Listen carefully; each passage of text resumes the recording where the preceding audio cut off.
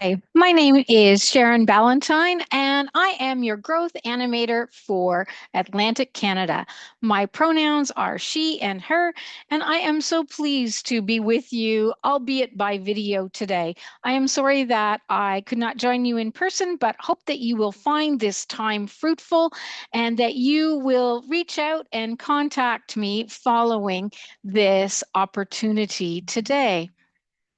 I also bring you greetings today from the General Counsel office. I am a staff person, part of the growth team. There are 6 growth animators across our country, and I am regionally deployed serving in Atlantic Canada, bringing you greetings today from Dartmouth, Nova Scotia, which is where I call home when I'm in Atlantic Canada. For anyone interested in creating belonging for all, focusing on diversity, radical hospitality, welcome, strengthening invitation, and exploring ideas for your communities of faith contexts, you're in the right place. My goal in this segment today is to ensure that you have a takeaway. I hope that something bubbles up within you that you want to learn more about, ask about, find reason to go back to your community of faith to talk more about, and to reach out to me to share. I hope that you'll feel like you can start with a small thing and see what grows. Something for yourself, for your community of faith, or maybe just the starting point of having a future conversation with me. Let us take a moment to pray. Gracious and loving God, we thank you for this time and opportunity together. We thank you for everyone who has given of their precious time to be a part of this opportunity. We pray, oh God, that you would open our hearts and our minds that we might receive this time with gentleness, with curiosity and generosity, using our holy manners. Open us to all the new things that you are up to and help us to engage in this work and discussion to your glory. In Jesus' mighty name we pray. Amen. You should have received a handout to go along with this digital recording. You'll find the link to this recording also on your handout. You will find a link for Shepherd Maniqua's video, Welcome to the United Church of Canada. There's also a link for the TED Talk video, The Danger of a Single Story. There are links for finding our why videos from Simon Sinek. There's a link for the Open Out podcast created by the Reverend Bill Miller, who was serving at Knox United in Winnipeg, Manitoba, when this podcast series was created. It was created on intercultural ministry that focused on how to cultivate an open heart when it comes to embracing people who are different than you. It invites people to imagine themselves in different scenarios and reflect, challenging those of us who are part of the white born Canadian majority to really think about our biases, our fears, and how they limit us. There are a couple of blog links that speak about welcoming youth and children. I invite you to reach out to me with any resources you have for videos, webinars, podcasts, books, links for any sorts of resources that you are finding helpful. And to please also share your faith story of what's happening in the life and work of your community of faith. This video today is divided into 7 bold areas with 7 activity opportunities according to your opportunity, time, and agreement with the facilitator. You may wish to pause and have discussion for each activity segment, some of the segments, or watch the whole video now and plan to look at the video activities after this first viewing or at a separate time.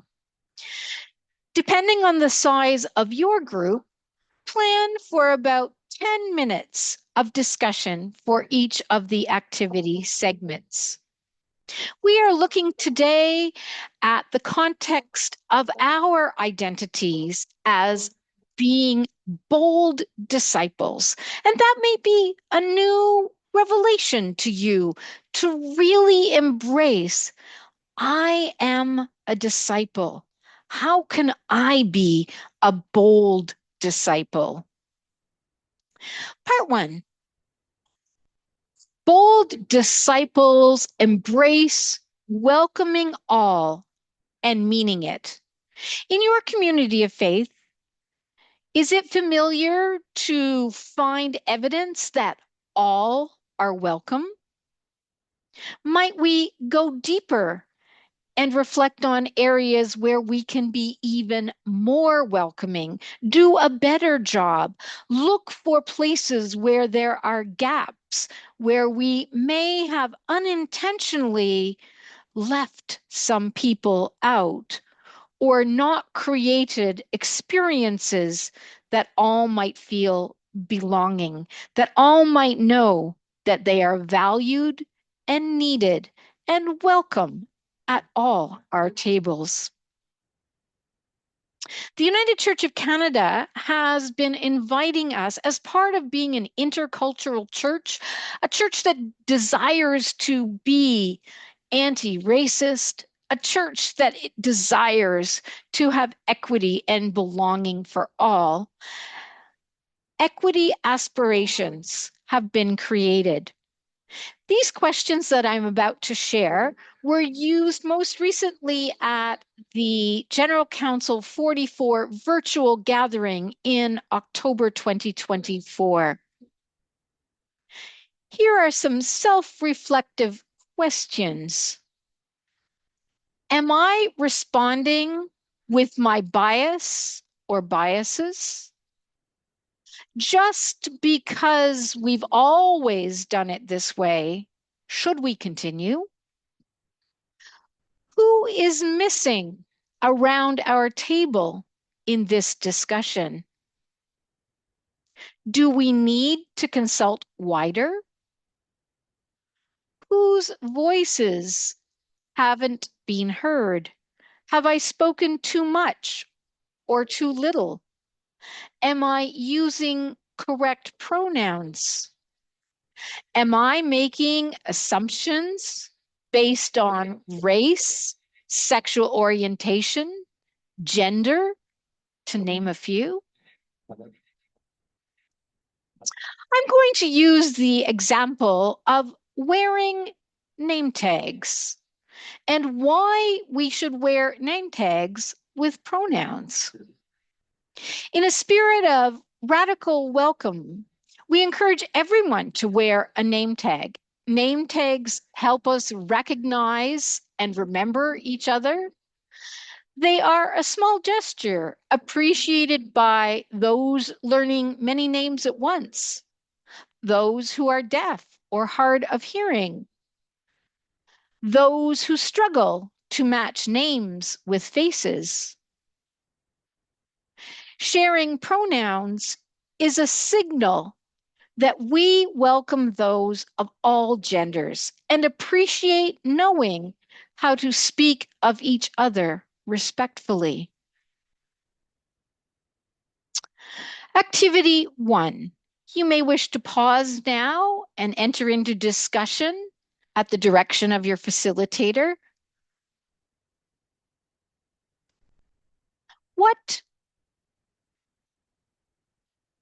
Reflecting On equity aspirations, what does your community do well? What areas might you and your community of faith work on? What is needed to create openness? What resistance do you anticipate?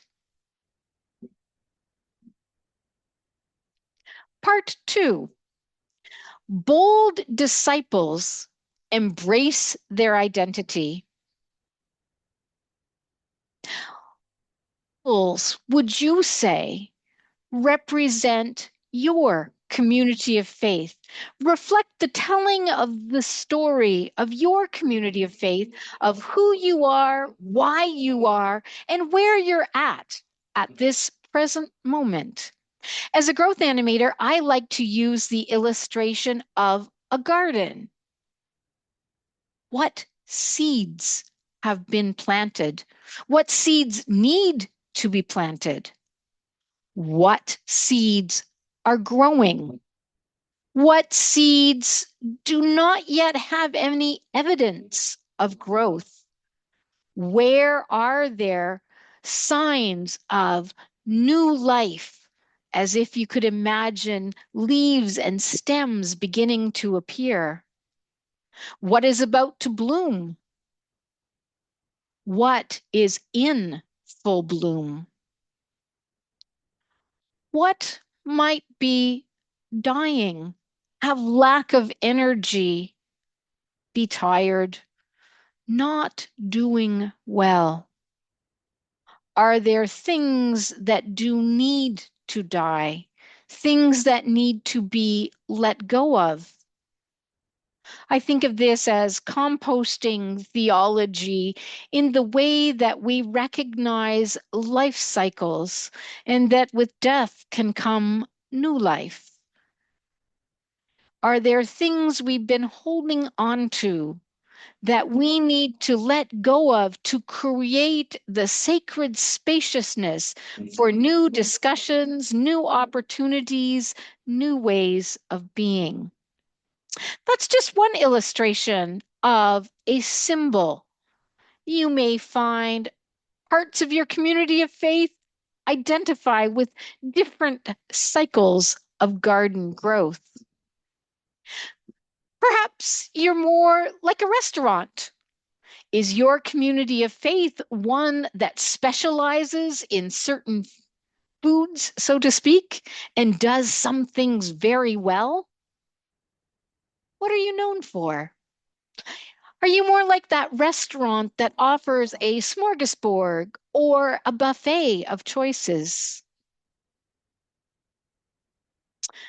Here in the Atlantic, how about the image of a sailboat and the kinds of waters and winds that you are experiencing? Do you have good momentum, wind in your sails being brought forward at a fast or more gentle pace? Are things calm and still? Any ways in which they might be stuck? Are there ways in which you are being pulled backwards, held in the past? How might you relate to that symbol? Perhaps the symbol of an iceberg would fit. What is the 10% above that is showing and visible within and among your community of faith, beyond its doors? And what about the 90% below the surface? What are the positives? What are the negatives? Are there other symbols that you can think of? Is there a Bible story or character that reflects your community of faith? One popular narrative has been to place ourselves in the Exodus story. Where are we within that story? Are we still enslaved back in Egypt? Are we wandering in the desert? Are we moving forward? Are we looking to God or pulling away from God? Are we entering the promised land? Are we in this new and uncertain promised land? Perhaps your community of faith will best resonate with a discussion about what are your favorite hymns or songs that reflect who you are as a community of faith. Time for activity 2. So again, you may pause and have discussion if you wish. What is a symbol, Bible character, Bible story, or song that you relate to as representing your community of faith? Part 3, bold, prayerful discernment. It's important to address our own sense of self. How would you answer the question, who am I today? Who are we as a community of faith? Who's part of our community of faith? Who is missing? What spiritual gifts do our members and adherents bring? What time and talents do our members and adherents have to offer? What needs do our members and adherents bring? What about our neighborhood community? What is the potential and opportunities to embrace their strengths, their offerings of time and talent, their offerings of their needs?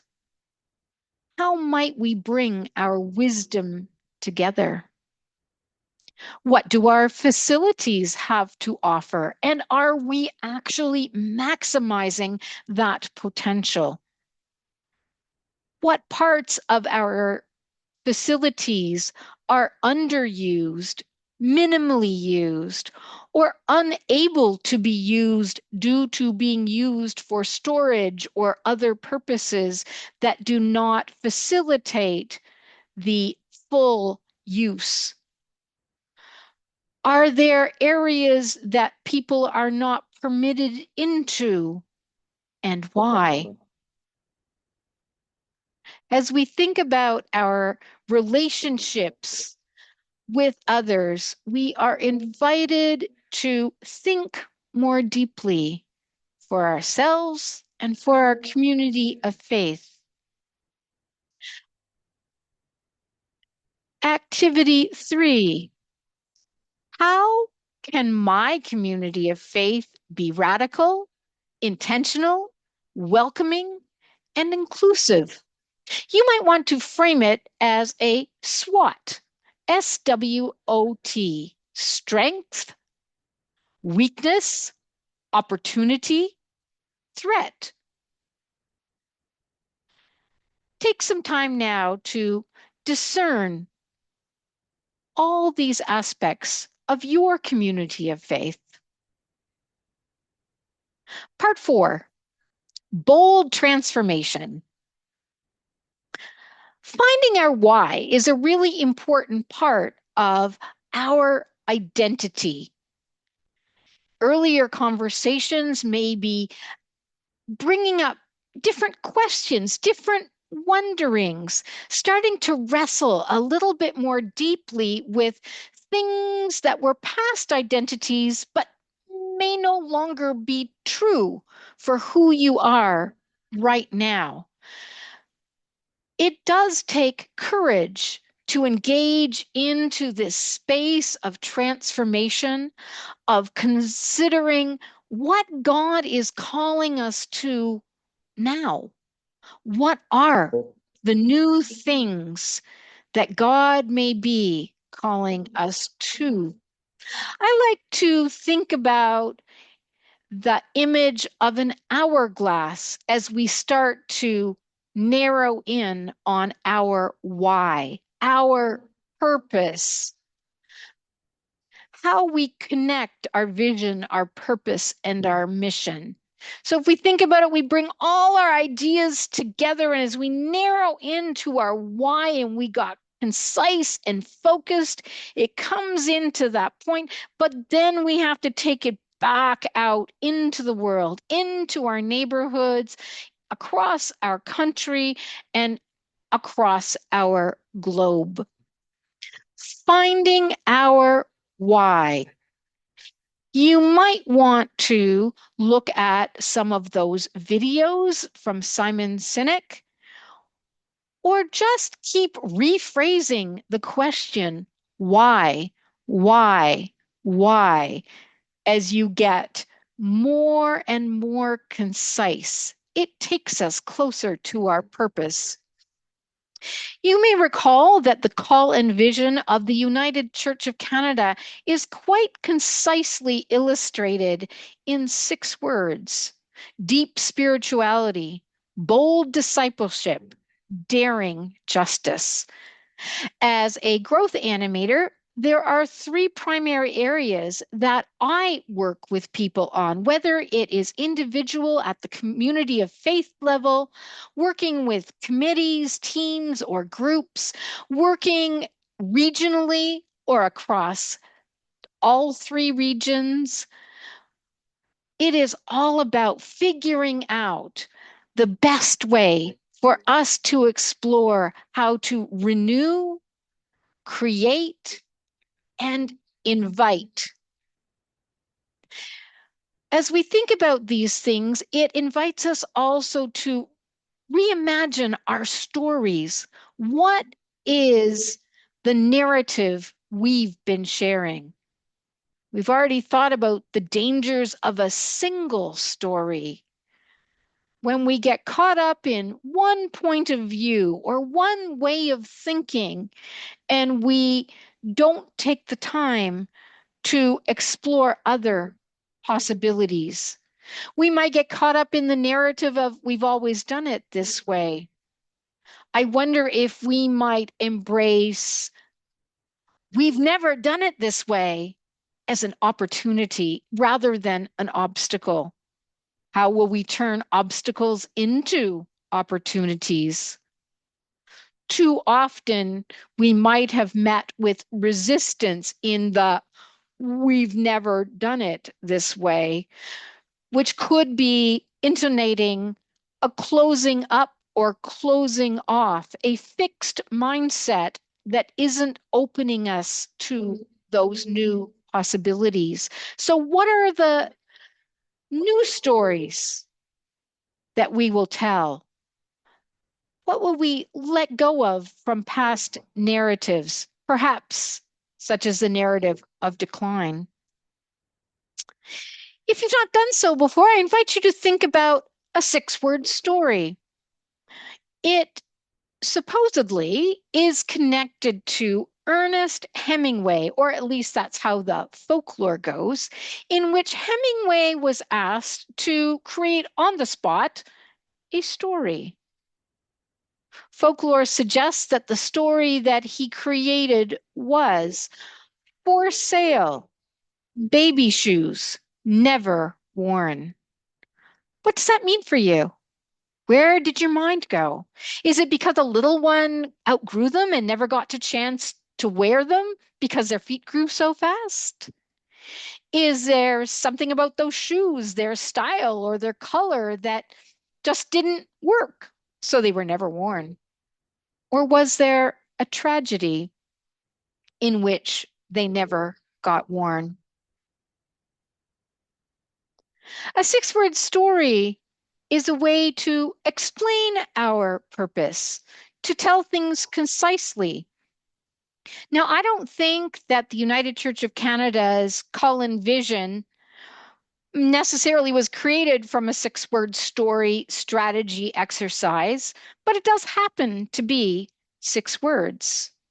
So if you think about it again, deep spirituality, bold discipleship, daring justice.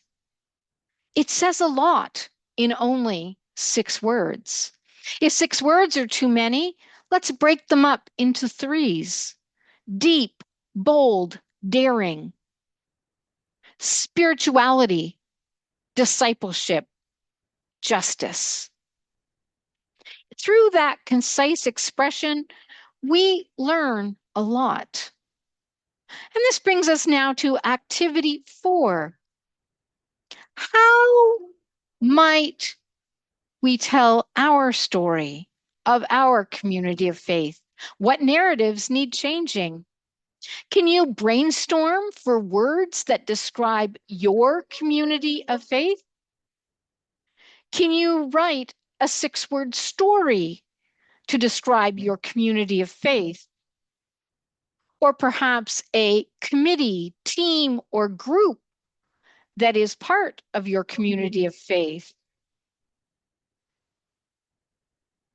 Please send me your 6-word stories. Part 5, bold spiritual health. As a growth animator, I work a lot with WARTS. WARTS in this case is an acronym. WARTS. W stands for welcome, A, attract, R, retain, T, transform, S, send people into the world. As we think about our identities as a community of faith, we are invited to think about our own personal ways of communicating and connecting. How are we going to share those faith stories with others? Where have you experienced God this week? Does your community of faith offer the opportunity for people to share their God moments where they've experienced God in the past week? It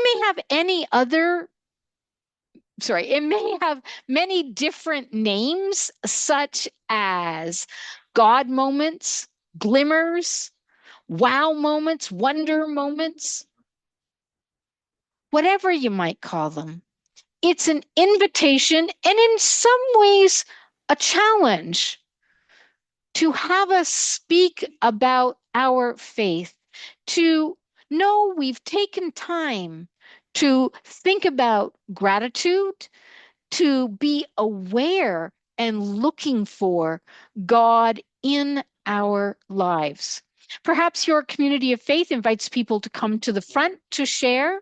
Perhaps they do a sharing through small groups, speaking with others around you for a few moments. Perhaps videos are created and played. Perhaps they are shared through written story. Maybe they're placed in newsletters, on the websites, or in social media. In our wider community, are we taking opportunities to share our faith story? Looking for opportunities to think about spirituality, justice issues, our own discipleship in ways that connect us with people that we haven't maybe talked about these things before. How might we embrace them and dare to share? Some of the ways that people are finding it helpful is to engage in taking some time to do some surveys that look at our own spirituality, our strengths and weakness, the things we're interested in, what we have energy for. As we are assessing our spiritual health, it's important to be honest, to name our biases, to figure out what we as individuals and collectively need to do to be more welcoming. Where are those growing edges? And where does welcome begin? We often find it hard even to speak to our family members, the people who are important to us, those part of our intimate circle. We may find it hard to speak to friends and acquaintances, to coworkers, to those who are our neighbors, those we see only occasionally, strangers. How can we do a better job with that? For our community of faith, what makes us uniquely us? Why do people want to come here? Sometimes we think that people just don't want to come, and sometimes it's about not having created, thought about, imagined the opportunities people could find being there. My colleague, fellow growth animator Tori Mullen, created a couple of blogs sharing their experience about welcoming of youth and welcoming of children. Tori was at the Rendezvous Audacious Hope gathering in early July, in which 450 youth and their leaders came from across Canada in the United Church of Canada and from the Presbyterian Church to talk about matters of faith and spirituality. Tori indicated they were surprised because they were approached several times by youth who were not experiencing welcome within communities of faith. Tori shared about being approached by youth wondering if it would even be okay to invite friends to come. You can read more at the blog link that Tori posted. You also might want to have conversations about youth and their presence, how you are helping youth to belong and have a place at your tables, in your community of faith, involved in your outreach. Tori also posted a blog sharing the welcoming that her child experienced during a recent visit to a community of faith. Their family went into this new place of welcome and really experienced welcome. The little one was allowed to go and pick the space. Their little one is just 4 years old, and the little one was so excited when they were welcomed in a way that they weren't experiencing in other places they'd visited. The minister asked them their name, invited them to move around, to make the space their own, to dance and to wiggle, and to really know that everyone was pleased that this family was there. Tori shared that they overheard their little one in a virtual conversation telling others that they had a new church, that they should come to her church. At 4 years old, a little one found belonging in the way that they were welcomed, embraced, and received.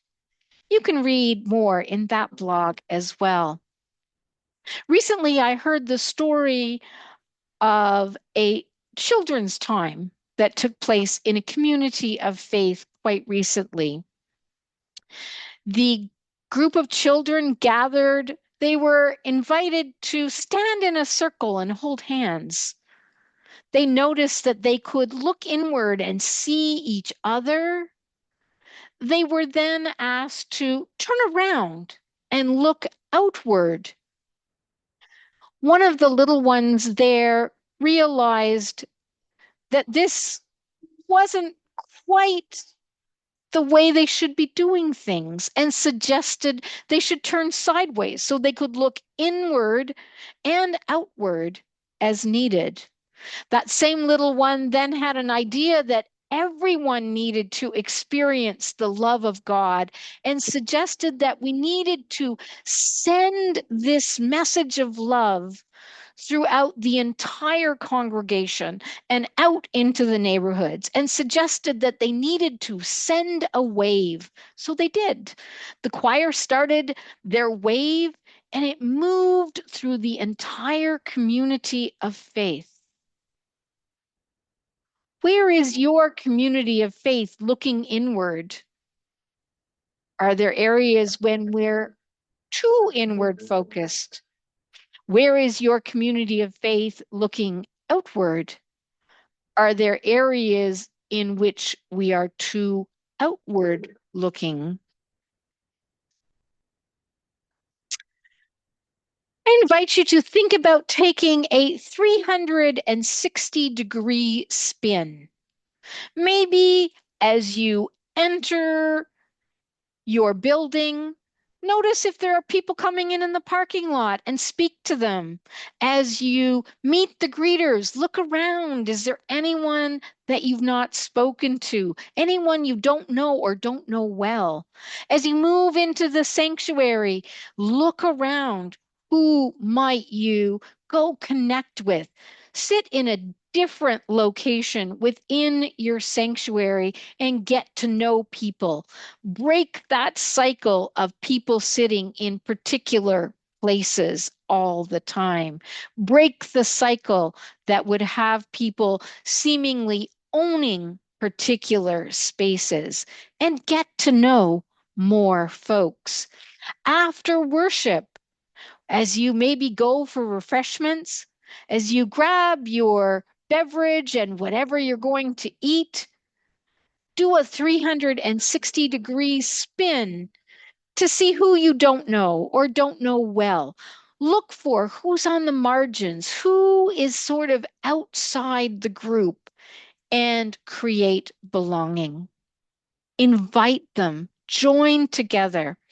As growth animator, I don't have a community of faith that is my home. Every community of faith is my home when I go to visit. But you would be surprised how many communities of faith do not really create belonging, and how visitors like myself and others may leave not really having had the opportunity to talk with, to be with, or to get to know the stories of others. When you're in the community, can you do a 360-degree spin in those settings and talk to some more people? Maybe part of your outreach, maybe when you're doing errands, shopping, going to appointments, whatever context. Look for ways to make new friends and acquaintances. Activity 5. How might your community of faith share with others how you are experiencing God? What aspect of spiritual health might your community of faith focus on? Are we connecting with all people?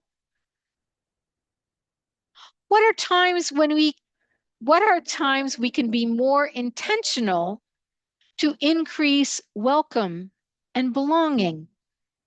And pause to do a 360-degree spin. Part 6. Bold disciples imagine and reimagine space, visibility, and presence in community. Start with reimagining your sanctuary space. Is your sanctuary used only on Sunday mornings? Are there others who could come in and use it? Are there changes you might need to explore making so that your sanctuary space and other rooms within your building might be better utilized? Have you heard of playgrounds or grace spaces or activity spaces? These are set up in sanctuaries, preferably at the front of the sanctuary, so that those who are accessing the activity spaces or playgrounds or grace spaces, however we name them, can actually look at the faces of others. They're not stuck at the back, looking only at the backs of the congregation. Are your activity spaces designed only for children? Can you make them more intergenerational? Can you think about those who are neurodiverse? Can you think about those who find it hard to sit for the time of an entire service? Can we offer more comfortable seating, even a recliner chair for maybe those who are recovering from surgery or find it challenging to sit even on our comfy chairs or pews?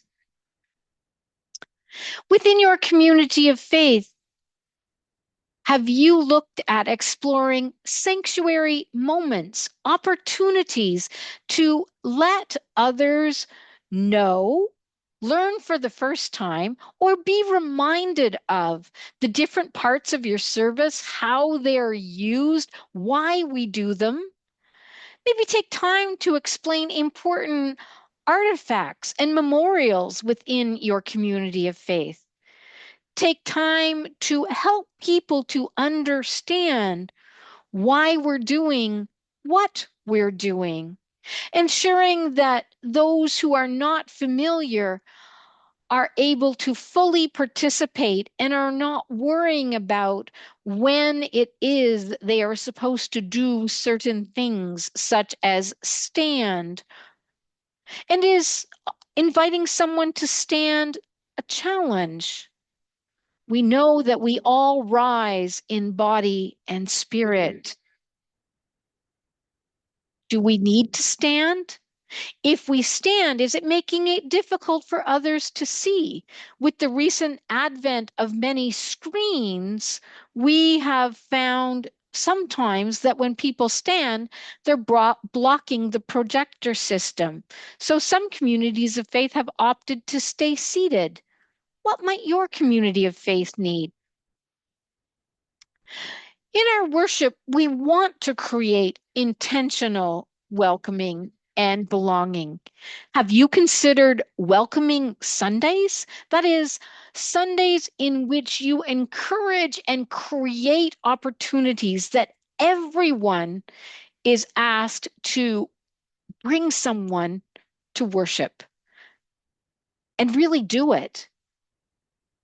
To actually have people come as guests to be a part of a special service. If we think about our invitations, are we actually ready to invite people?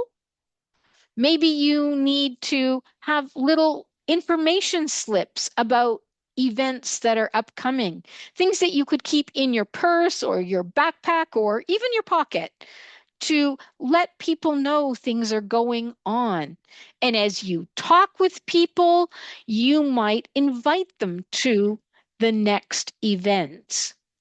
Think about your signage. Do people even know how to find your building, which door they should use? When they get inside, is it clear where to find important spaces, such as those for the younger members, if you have nursery or Sunday school opportunities? Where are the washrooms? Do you have all gender or non-gendered washrooms? Where are your change tables? Can any adult comfortably go in and change their little one? Do you have little training potties available for the toddler who might need such? Is everyone welcome to come into the kitchen space to help out? For example, in preparing or offering refreshments or tidying up. Where are we creating belonging? What about websites, social media? How are we creating invitation there? Is it clear what time our service is, when it is, where it is, particularly if it changes by season or time? If you are in an urban location, are the bus routes noted so people can find you more easily? How is your community of faith connecting with neighborhoods and wider community? We're really thinking about our identity as disciples. And for many of us, this is causing us to reframe, redefine, and perhaps re identify with evangelism, being willing to talk to others about God in our lives. Has your community of faith recently done a prayer walk or prayer drive, looking at the neighborhood around you? What are you noticing? What evidence of new things are happening? Where are you seeing decline or neglect or need? Where are you noticing the potential for community partners? Have you had community table kinds of consultations, inviting those from your neighborhood area to come and talk to you about what they are doing, what their purpose, their why is, as you share yours? Is there opportunity for an intersection, for working together, that you might share ideas and events, promote each other's activities, and create more welcome, awareness, and building of community and community relationships? We are fortunate in the United Church that we have a wonderful strategist named Sharon Ballantyne, who works in General Counsel office. If your community of faith has not yet requested a neighborhood profile, you might want to talk to me more about those profiles, using a combination of statistics from our census data and demographic information about our communities of faith. Sharon is able to put together in one-page snapshots profile information relevant to each community of faith. So, using your community of faith as a center point, she will create one-page reflections on what it looks like in a 1 kilometer radius, a 3 kilometer radius, and a 5 kilometer radius around your community of faith. She can do the same for drive times, such as 5, 10, and 15-minute radiuses. So in the collection of 6 pages, you get a better insight to who is in your neighborhood. You might be surprised that there are certain age demographics that you didn't know were widely represented. You might learn more about the economics, the size of households, the religious identity that people in your area are reflecting. Now, when you look at the United Church data, it doesn't mean these are people in your community of faith. For whatever reason, they have chosen to tick off the United Church box. What might that mean for you? What could those opportunities be? We do know that none is still the fastest growing religious identity, but that also gives us information about your particular community. As we think about all the opportunities of our communities around us, hopefully it is connecting within us that we have more resources than we thought. It's time for activity 6. Look at your spaces. What needs decluttering, freshening up, revitalizing, to be communicated more clearly about.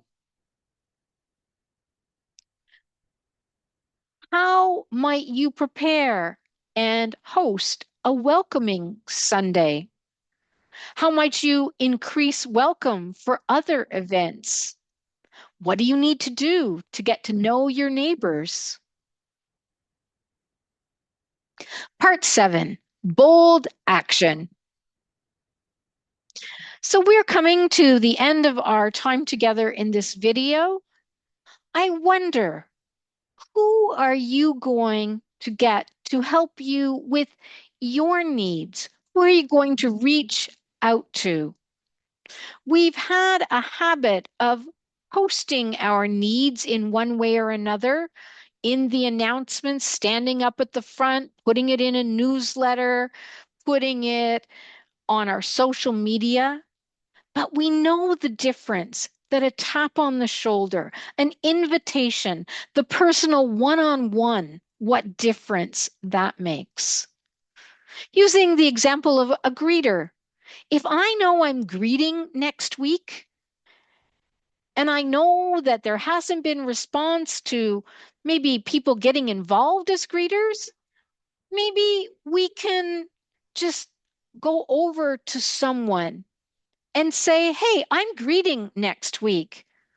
Would you come help me, join me, stand with me next Sunday as I do the greeting? It doesn't make it feel like you're expecting them to do it for a long while, but to come to share in the experience. There may be questions that you're thinking about, like how your nominating committee is working. Are you having success filling your positions that you need filled in your community of faith? Is your governance model still the right model for who you are? Does it fit your current realities and what you're thinking going forward? Are people feeling like they're pressured to sign on and stay on in a role for a long time? Or are we respecting those terms of office, whether it be 1, 2, or 3 years, and ensuring that those rotations are happening so that new voices might come into new areas? Are there other communities of faith you might work together with? Have you thought about grants and financial opportunities that might be available? For example, through the United Church Foundation. Maybe it's a centennial grant you're looking at, maybe Seeds of Hope, maybe the new United We grants. Alexandra Belaski, who works at the national office, is someone who is looking at grant possibilities and sort of keeps her thumb on what's happening for those grants that are outside the United Church. You may learn that there are federal or provincial grants, for example, that you might take part of. Bronwyn Corlett at our General Council office is our Rural and New Ministries Coordinator. You might contact Bronwyn. You might want to join the Rural Network, or maybe you're thinking about technology. Join the Technology Network. We have regional staff here to help us. If you've not contacted Catherine Stewart lately, talk with her about children, youth, and young families, about camping ministries, campus ministries, all that sort of thing. Have you connected with Roger James lately, who is our stewardship, community of faith stewardship staff? Maybe there are local communities of faith that you want to work together with. If you've not talked with Shepherd Maniqua about justice, mission, and outreach, our regional staff is there to help. All of our committees, our personnel relations ministry staff are all there to help us. Maybe you want to draw the circle wider and look at your multi-faith groups that are near you. Maybe there are shared causes there. For your meetings that you host, like book studies or conversations and discussion, crafting groups, is there a more public space you might host it, like a local restaurant, coffee shop, library, community building to gather together in to make yourselves more visible to others? I hope that you will find a takeaway, some small thing that you can receive from your workshop time today. And this brings us to activity 7. What is my takeaway? You might ask yourself, I'm wondering about, I want to learn more about, my goal is, and who will I talk to help me? Thank you so much for your time today. Again, please reach out to me that we can talk about any or all of these matters or the new ones that are on your heart. Know and celebrate that God is up to something new, and we are all blessed. Thank you.